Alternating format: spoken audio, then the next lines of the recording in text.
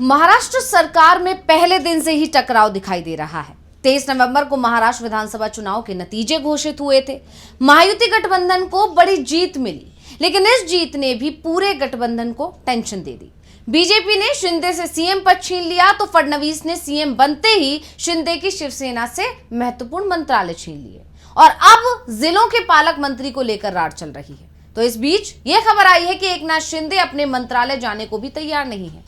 फडणवीस ने किसी तरह से एकनाथ शिंदे को मंत्रालय का काम संभालने के लिए तो मना लिया, लेकिन शिवसेना शिंदे गुट के जो ज्यादातर मंत्री हैं उनके अभी भी पद संभालने को वो तैयार नहीं है। ऐसे में सवाल उठ रहे हैं कि क्या महाराष्ट्र में चल रहा ये टकराव फडणवीस पर भारी पड़ने वाला है, क्योंकि सामने निकाय चुनाव भी है। तो कैसे शिंदे ने बढ़ा दी बीजेपी की चिंता, इसी पर आज हम अपनी स्पेशल रिपोर्ट में करेंगे बात। नमस्कार, मैं हूं अंशिता।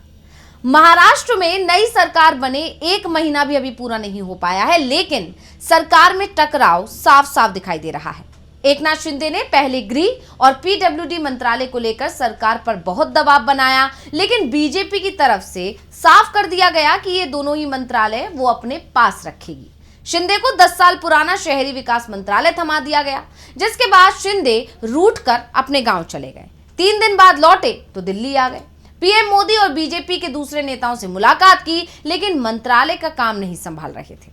बाद में खुद सीएम देवेंद्र फडणवीस ने शिंदे से बात की, उन्हें मनाया, उन्हें समझाया, तब कहीं जाकर शिंदे तैयार हुए। लेकिन शिंदे तो तैयार हो गए, पर अभी उनकी पार्टी के दूसरे मंत्रियों ने कामकाज नहीं संभाला है। यानी शिंदे तो मान गए, लेकिन उनके मंत्री अभी मानने को राजी नहीं है। और इसको लेकर जानकारी ये भी दावा कर रहे हैं, हो सकता है कि शिंदे ने अपने मंत्रियों को इशारा किया हो कि तुम्हें अभी डटे रहना है, मेरी मजबूरी है, मेरे को तो 2.5 साल का बदला चुकाना है, इसलिए मुझे तो काम संभालना पड़ेगा। तो इस तरह की कई चर्चाएं इस वक्त चल रही हैं महाराष्ट्र की सियासत में। संभावनाएं तलाशी जा रही हैं कि आखिर चल क्या रहा है। लेकिन इन सब के बीच में फडणवीस सरकार में शिवसेना कोटे से एकनाथ शिंदे के कुल 12 मंत्री बनाए गए हैं, जैसे कि आप सभी जानते हैं। लेकिन इन मंत्रियों में से आधे ने विभाग मिलने के 13 दिन बाद भी मंत्रालय का कामकाज नहीं संभाला था। शिवसेना के जिन मंत्रियों ने कामकाज नहीं संभाला है, पहले जरा उनके नाम जान लेते हैं। तो आपको बता दें कि जलपूर्ति मंत्री बनाया गया है गुलावराव पाटिल को, जिन्होंने अभी तक कामकाज नहीं संभाला। इसी तरह उद्योग मंत्री बनाया गया उदय सामंत को, वो भी अपने मंत्रालय नहीं जा रहे हैं, काम नहीं संभाल रहे हैं। रोजगार गारंटी मंत्री बनाया गया भरत गोगावले को, उन्होंने भी अभी तक पदभार ग्रहण नहीं किया है। इसी तरह सार्वजनिक स्वास्थ्य मंत्री प्रकाश अवितकर को बनाया गया है, वो भी अपना काम नहीं कर रहे हैं। वहीं अगर बात करें वित्त एवं योजना राज्य मंत्री की, तो वो आशीष जायसवाल को दिया गया है और वो भी काम नहीं कर रहे हैं। इसी तरह गृह राज्य मंत्री योगेश कदम को बनाया गया है, लेकिन वो भी अपना काम नहीं कर रहे हैं। और ये नाम जो शामिल हैं, ये काम करने के लिए अभी भी तैयार नहीं है, या कह सकते हैं कि शुरू नहीं करना चाह रहे हैं।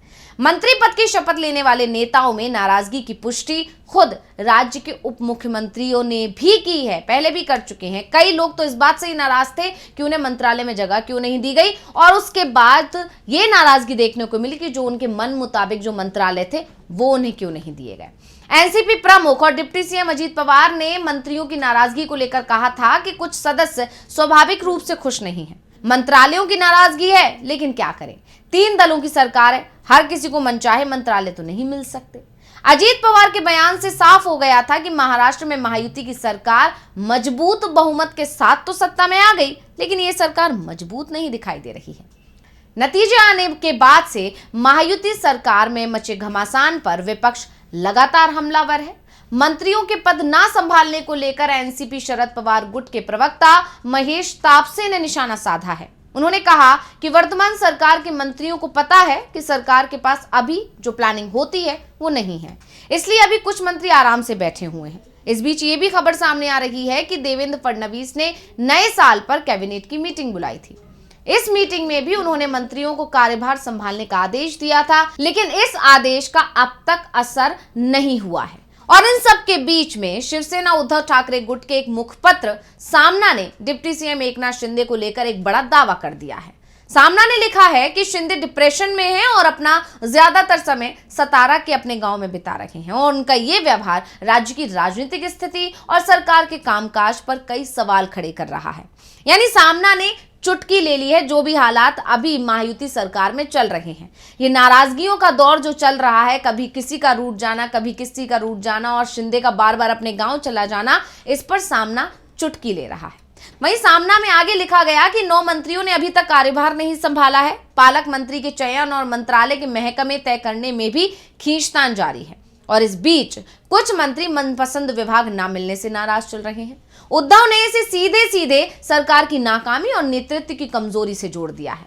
इसी तरह दूसरी तरफ डिप्टी सीएम अजीत पवार को लेकर सामना ने तंज कस दिया है कि वो अपने विभागों से पूरी तरह संतुष्ट हैं और चारों उंगलियां घी में हैं।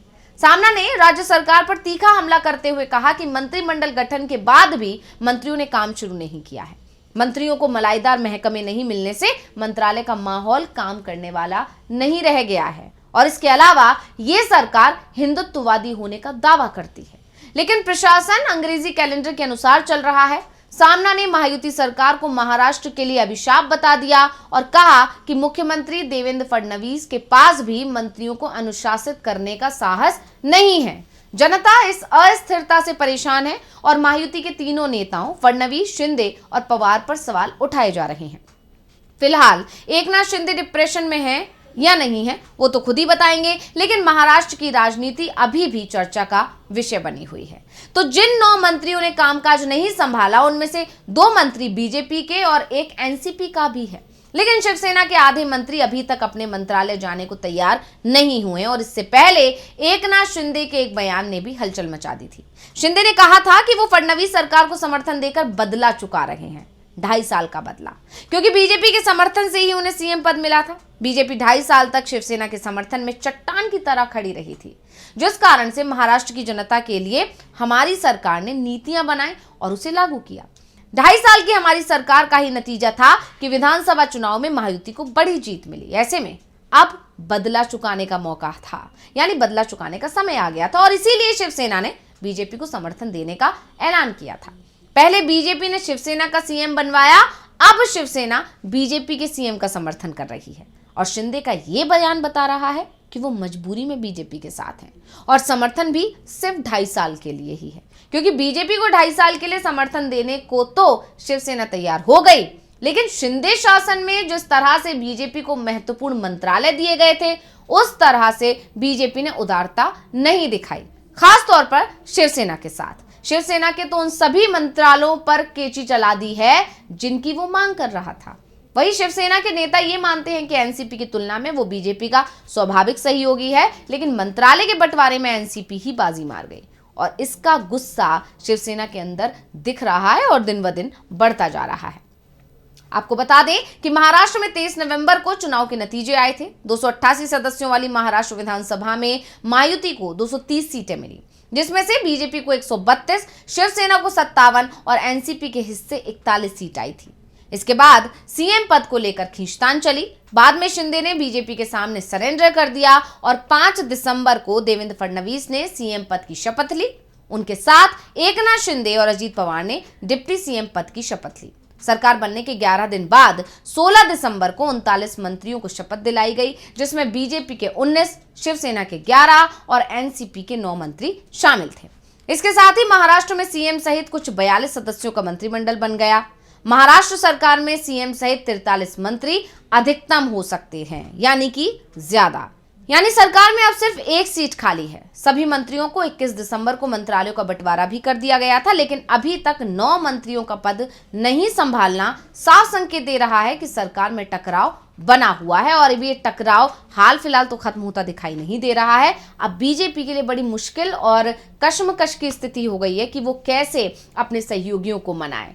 और इसमें जिस तरह से एक के बाद एक बयान आ रहे हैं, पहले अजीत पवार का आना कि 2.5 साल बाद सारे मंत्रियों को रिव्यू किया जाएगा और उसके बाद अब 2.5 साल की मजबूरी वाला बयान शिंदे की तरफ से आ जाना, ये बता रहा है कि सहयोगियों ने 2.5 साल को लेकर कोई फॉर्मूला तो जरूर तय कर लिया है। तो रिपोर्ट आपको कैसी लगी हमें कमेंट करके अपनी राय जरूर दीजिएगा। इसी के साथ मुझे दीजिए इजाजत। देखते रहिए DV लाइव। नमस्कार।